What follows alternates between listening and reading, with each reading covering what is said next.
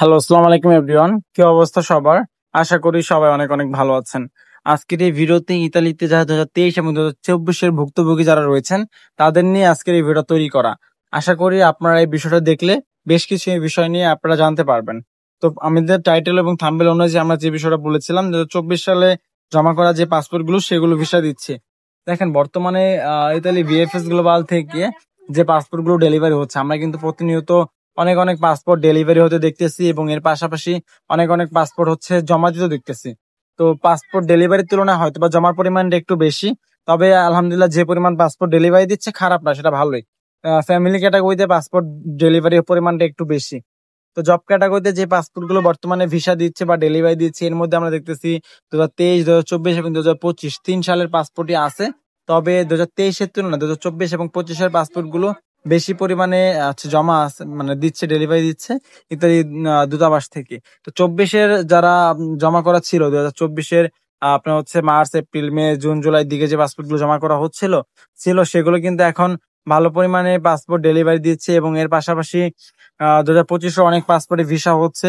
যদিও 2023-এ খুব বেশি একটা ভিসা আমরা দেখতেছি না, প্রতিদিন 2টা 3টা ভিসা হচ্ছে আর ভিসা রিজেকশনের পরিমাণই বেশি। অর্থাৎ 2023-এর যদি দিনে 10, 15টা বা 20টা পাসপোর্ট ডেলিভারি হয় এর মধ্যে 2-3টা ভিসা হয় আর বাকি সবগুলো ভিসা রিজেক্ট। তো 23-এর গুলো ভিসা রিজেক্ট করছে অনেক কারণে। অনেকে জানতে চাইবেন যে কি কি কারণ। এর মধ্যে সর্বপ্রথম রয়েছে 23-এ ভিসা রিজেক্ট করার দেখা যাচ্ছে 2023 সালে যে মালিকগুলো আবেদন করেছে সেই সকল মালিকের হয়তো 2টা কোঠা ছিল কিন্তু নুলস্থ উঠেছে 5টা। তো সেক্ষেত্রে সেই 2জন অনেক আগেই চলে গেছে, এখন যারা ছিল তারাই আটকে আছে। সেই মানুষগুলোর ভিসা এখন রিজেক্ট করে দিচ্ছে, কারণ সেই মালিকের তো ওই পরিমাণ মানুষ নেওয়ার সক্ষমতা নেই। তো সেক্ষেত্রে তাদের ভিসাগুলো রিজেক্ট হচ্ছে, কারণ 2জন আগে চলে গেছে আর বাকি 2টা 3টা অরিজিনাল অবস্থা থাকা সত্ত্বেও তারা দেখাচ্ছে যে মালিকের সে ক্যাপাবিলিটি নেই 5জন লোক নেওয়ার মতো। হ্যাঁ, সেক্ষেত্রে ভিসা রিজেক্ট করে দিচ্ছে। অনেক ক্ষেত্রে অনেক মালিক হচ্ছে জানেই না যে তার হয়ে আবেদন করা হয়েছে, সেগুলো ভিসা রিজেক্ট করা হচ্ছে। অনেক মালিকের কাছে হচ্ছে আপনার হচ্ছে মেল করা হচ্ছে সেই মালিকটিকে নিতে চায় কিনা। অনেক ক্ষেত্রে মালিকরা বুঝতে পারে না যে কি বলতেছে, হ্যাঁ, সেই ক্ষেত্রে ভিসা রিজেক্ট হয়ে যায়। এছাড়া সুই অফিস থেকে অনেক ক্ষেত্রে ভিসা রিজেক্ট করে দেয়। তো সব দিক বিবেচনা করলে আপনার ভিসা বিভিন্ন কারণে রিজেক্ট হতে পারে।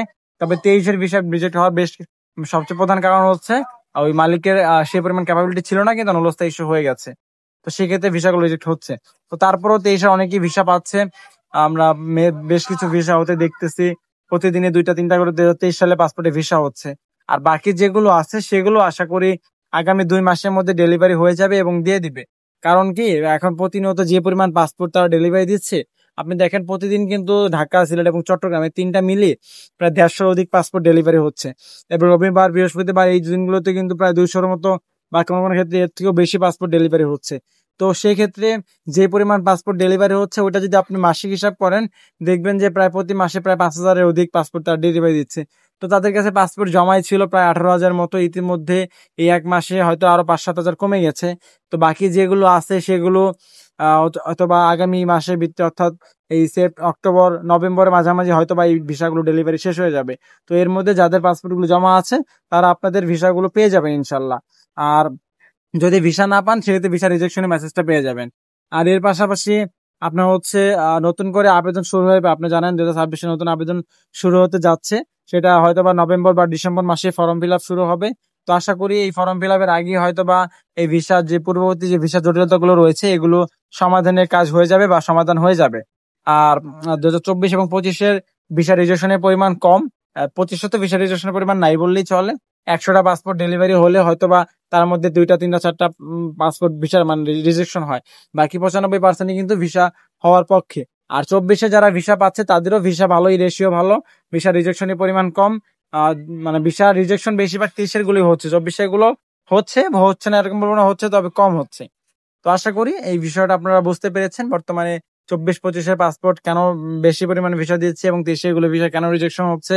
এর পাশাপাশি নতুন করে যারা আবেদন করবেন তাদের নিয়েও কিছু আলোচনা করলাম এবং আপনার হচ্ছে ভিসা রিজেকশন গুলো কি কারণে হচ্ছে সেই বিষয়গুলো তুলে ধরলাম। তো যদি আপনারা এরকম আপডেট গুলো পেতে চান তাহলে অবশ্যই আমাদের ইউটিউব চ্যানেল এবং ফেসবুক পেজটি সাবস্ক্রাইব এবং ফলো করে রাখবেন, তাহলে আমরা যে কোনো ভিডিও প্রকাশ করা মাত্রই আপনারা সেগুলো জানতে পারবেন। ধন্যবাদ সবাইকে, দেখা হবে পরবর্তী কোনো ভিডিওতে। সে পর্যন্ত সব ভালো থাকবেন, সুস্থ থাকবেন। আল্লাহ হাফেজ।